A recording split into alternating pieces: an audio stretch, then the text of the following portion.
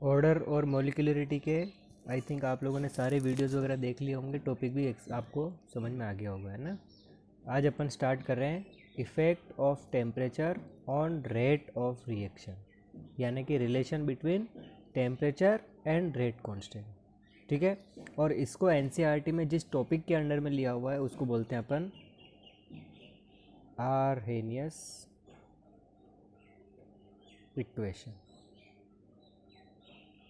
Arrhenius equation आप लोगों के एनसीईआरटी में भी है और बोर्ड के हिसाब से भी बहुत इंपॉर्टेंट है। नीट वगैरह का एग्ज़ाम में आप जब पार्टिसिपेट करोगे तो वहाँ पर भी ये मोस्ट इम्पॉर्टेंट टॉपिक और कवर होता है। ठीक है भाई, तो आर्हेनियस इक्वेशन जो है वो एक्चुअल में है क्या है, तो इफ़ेक्ट ऑफ टेम्परेचर है। आप लोगों को याद होता तो फैक्टर अफेक्टिंग और रेट कांस्टेंट या factor affecting rate of reaction पढ़ी थी तब अपन ने, और एक बात करी थी कि मैंने कहा था कि आपको एक तो कंसंट्रेशन और एक टेम्परेचर, ये दोनों चीज़ें बहुत ज़्यादा डिटेल में आप लोगों को पढ़नी है। इसमें से कंसंट्रेशन वाली टर्म अपन पढ़ चुके, है ना। अब ये मत सोचना कहाँ पढ़ लिए, अरे भाई ये zero order, first order, second order, ये जितने भी ऑर्डर, मॉलिक्यूलरिटी वगैरह जो भी बात करी वो कंसंट्रेशन के अकॉर्डिंग ही तो था भाई। रेट कांस्टेंट का और टेम्प उसके ऊपर कंसंट्रेशन से क्या रिलेशन है, यही सारी बातें हो रही थी, है ना। आज अपन डिस्कस करने वाले हैं टेम्परेचर के ऊपर, मोस्ट इम्पोर्टेंट है, तो हेडिंग लगाएंगे अपन आर्हेनियस इक्वेशन। तो आपको आर्हेनियस इक्वेशन के नाम से भी ध्यान में रहना चाहिए। Effect of temperature on rate of reaction भी बोल सकते हैं और रेट कांस्टेंट के बारे में भी अपन बात कर सकते हैं, क्योंकि अपन क्या लिखते हैं, रेट इज इक्वल टू के और जो भी कंसंट्रेशन है उसकी कंसंट्रेशन की पावर n। ठीक है, अब अपन टेम्परेचर वाला इफेक्ट पढ़ रहे हैं तो कांस्टेंट क्या रखना पड़ेगा, कंसंट्रेशन को अपन को कांस्टेंट रखना पड़ेगा। तो अगर ये कांस्टेंट हो गया तो उस कंडीशन में क्या हो गया, rate of reaction directly proportional to K. तो रेट ऑफ रिएक्शन बोल दो, आर बोल दो या के बोल दो, एक ही बात है। ठीक है भाई, क्योंकि दोनों क्या हो गए, डायरेक्टली प्रोपोर्शनल टू में। क्या होता है टेम्परेचर का इफेक्ट, तो हम बात करेंगे in most of reaction on increasing temperature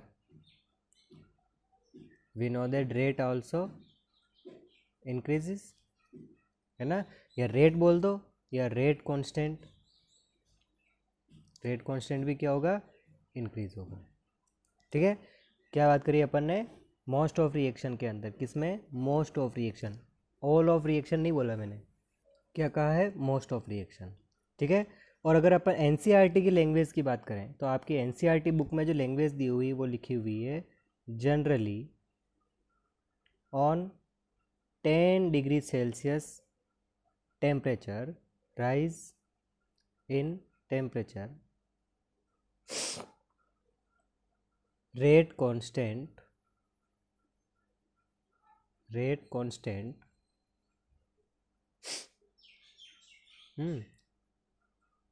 nearly doubles, nearly क्या करें अपन, डबल्स। और क्या बात करी, जनरली, हमेशा नहीं है, जनरली, और डबल भी कैसी, नियरली, है ना। नियरली डबल्स है, अब डबल भी हो सकता है, ढाई गुना भी हो सकता है, पौने तीन भी हो सकता है, तीन भी हो सकता है। तो इसको डिफाइन करने के लिए कि भाई रेट और कितनी इंक्रीज़ हो रही है, तो उसके लिए अपन क्या करते हैं, एक टेम्परेचर कोफिशिएंट डिसाइड किया हुआ है जिसको बोलते हैं टेम्परेचर कोफिशिएंट, है ना भाई। अब टेम्परेचर कोफिशिएंट क्या है, तो टेम्परेचर कोफिशिएंट COFFECIENT कोफिशिएंट। ठीक है भाई, टेम्परेचर कोफिशिएंट क्या कहता है, तो टेम्परेचर कोफिशिएंट कहता है आप एक काम करो, रेट डबल हो रही है या ट्रिपल हो रही है या ढाई गुना हो रही है या कितना हो रहा है, ठीक है, तो रेट कितनी इंक्रीज हो रही है, आप एक 10 डिग्री टेम्परेचर के वेरिएशन पे आप के की वैल्यू को नोट कर लो और उन दोनों के के का क्या निकाल लो, रेशो। ठीक है, तो एक जो के होगा वो तो कितने डिग्री सेल्सियस पे होगा, टी डिग्री सेल्सियस के ऊपर, और एक जो के होगा वो कितना होगा, टी प्लस 10 डिग्री सेल्सियस के ऊपर, और दोनों का के निकालो और उनका जो रेशो निकलेगा वो क्या कहलाएगा, आपका टेम्परेचर कोफिशिएंट। अभी टेम्परेचर कोफिशिएंट अगर 2 आता है तो डबल होता है, ढाई आता है तो ढाई गुना, 3 आता है तो ट्रिपल होता है। इस तरीके से अपन क्या डिसाइड करते हैं, टेम्परेचर कोफिशिएंट, और जनरली टेम्परेचर कोफिशिएंट की जो वैल्यूज़ निकल के आई है वो लगभग 2 या 3 या 2 से 3 के बीच में अपने को फाइंड आउट होती है ना। फॉर एग्जांपल अगर 10 डिग्री सेल्सियस पे किसी रिएक्शन की रेट कांस्टेंट की वैल्यू क्या आई, इसका मतलब 10 डिग्री सेल्सियस इंक्रीज किया तो कितना होगा, तो अपन बोलेंगे 2K। जब टेम्परेचर कोफिशिएंट की वैल्यू कितनी हो 2, टेम्परेचर कोफिशिएंट 2 होगा तो 10 डिग्री सेल्सियस टेम्परेचर इंक्रीज किया तो रेट कांस्टेंट कितना बढ़ गया, डबल हो गया, है ना। 10 डिग्री और इंक्रीज करोगे तो कितना हो जाएगा, फिर डबल हो जाएगा। अगर 10 डिग्री सेल्सियस फिर इंक्रीज किया तो रेट कांस्टेंट कितना हो जाएगा, तो फिर डबल हो जाएगा। तो इस तरीके से रेट कांस्टेंट क्या होता जाएगा, इंक्रीज होता जाएगा। ठीक है, इसके बारे में जब मैंने इफेक्ट ऑफ टेम्परेचर पढ़ाया था उस कंडीशन में वहाँ पर भी एक ने क्वेश्चन पूछा था कि सर ऐसा होता जाएगा, तो मैंने वहाँ पर बहुत ज़्यादा कोई जवाब नहीं दिया क्योंकि मेरे को पता है कि यहाँ पर मेरे को इसको अच्छे से एक्सप्लेन करना पड़ेगा, है ना। तो यहाँ पर अपने को समझ में आ जाएगी बात। अब जनरली अपन जो टेम्परेचर की बात करते हैं कि कितने टेम्परेचर पे मैं वैल्यूज़ को नोट करूं कि मेरा टेम्परेचर कोफिशिएंट जो है वो रियल आए या लगभग रियल के बराबर आए, तो मेरे को कैसे पता चलेगा, क्योंकि अपन जानते हैं कि रिएक्शंस भी अलग अलग तरह की होती है, कोई एक्सोथर्मिक, कोई एंडोथर्मिक, कोई न्यूट्रल, उस तरीके की। तो अपन ये जनरली बात करते हैं, तो अपने को एक स्टैंडर्ड डिसाइड करना होता है टेम्परेचर कोफिशिएंट को फाइंड आउट करने के लिए। तो स्टैंडर्ड अपन ने T तो ले रखा है 25 डिग्री सेल्सियस और T+10 ले रखा अपन ने 35 डिग्री सेल्सियस। इतने स्टैंडर्ड के ऊपर अपन K की वैल्यूज़ को फाइंड आउट करते हैं। ये अप्रोक्स वैल्यू है ना, एकदम एग्जैक्ट आ रहा हो ऐसा नहीं है।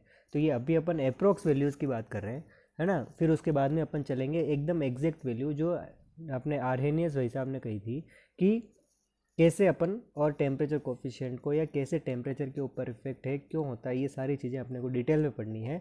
तो अभी अपन ने बात करी है खाली इसकी अप्रोक्स वैल्यू कि आप 25 डिग्री सेल्सियस के ऊपर K की वैल्यू फाइंड आउट करो, फिर 35 डिग्री सेल्सियस के ऊपर K की वैल्यू फाइंड आउट करो और इन दोनों का रेशियो निकाल के अपन क्या निकाल लो, टेम्परेचर कोफिशिएंट।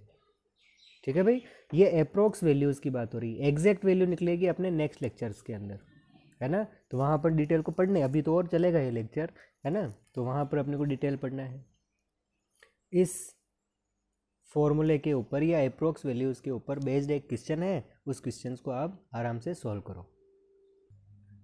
ये एक क्वेश्चन है, हलवा सा क्वेश्चन है बिल्कुल, है ना, आराम से कर सकते हैं अपन, कोई दिक्कत नहीं है। For a reaction temperature coefficient is 2, temperature coefficient की वैल्यू कितनी दे दी अपने को 2। If rate of reaction at 20 degree Celsius is x, 20 degree पे दे दिया अपने को x। Find out rate at 80 degree Celsius, 20 पे इतना है तो 80 पर कितना होगा जब टेम्परेचर कोफिशिएंट की वैल्यू कितनी है 2। बहुत इजी न्यूमेरिकल है, आराम से इसको सॉल्व करो। फिर अपन एग्जैक्ट रेट कांस्टेंट की वैल्यूज़ वगैरह कैसे फाइंड आउट करते हैं या आर्हेनियस इक्वेशन के बारे में है तो अपन नेक्स्ट लेक्चर्स में बात करेंगे। ठीक है भाई, आज के लिए इतना ही रखते हैं अपन। जय हिंद।